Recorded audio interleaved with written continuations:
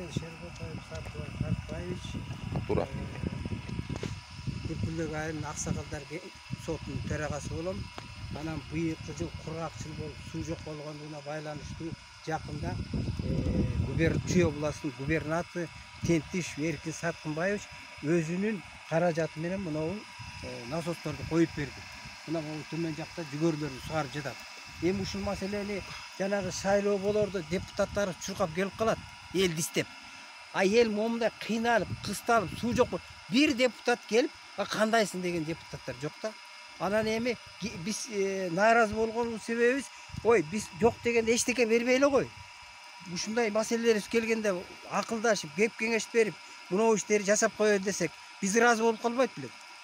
Ошон үчүн биз мынау Тентиш Эркин Саткынбаевичке чоң рахмат айтабыз, ыраазычылык билдиребиз. Ушундай сууларыбыз ага берсин. Дагы кое турган жерлер бар. Бирок жанагындай жетишпей жатат да. Эми мындай бул биздин аксакалыбыз айтып кеткендей эле баардыгы чындык. Кайталай бергендей болбойт. Биздин айыл өкмөтүндө жаңы балабыз болду, жаңы шайланды. Жаш, энергичный, билими бар. Эми мен өзүм ойлойм, эл койгондон кийин иштеп кетет бул бала. Колунан келет. Анан эми ушул скважинанын башында турабыз. Суу үчүн, эл үчүн келип турабыз баарыбыз. Ушу салдыран Чүй областынын губернаторуна чоң ыраазычылык билдирсем. Өзүмдүн атынан, элдин атынан бияктагы баары сугарып атышат, жакшы абдан.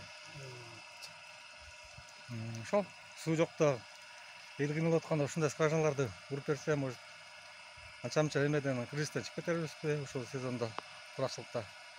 Ушундайдан дагы өкчөгөнү кылса, может мындан жеңилденип, эл ыраазы болуп жана жүгөрлөр күйбөй кыйынчылыктан чыгып кетебиз го деп үмүттөнөбүз. Ошондой эле бул биздин депутаттар эмнеге жакын? Айтыр акчага жакын, анан тоого жакын. Бирдек акчалары болсо эле жылкы союшуп көкмөр тартышат. Андан көрө ушу көкмөр кичине кое туруп, мына суу маселесин чечип беришсе жакшы эле болмок ошо депутаттар. Ага киришкен киши жок. Чоң рахмат болуптур.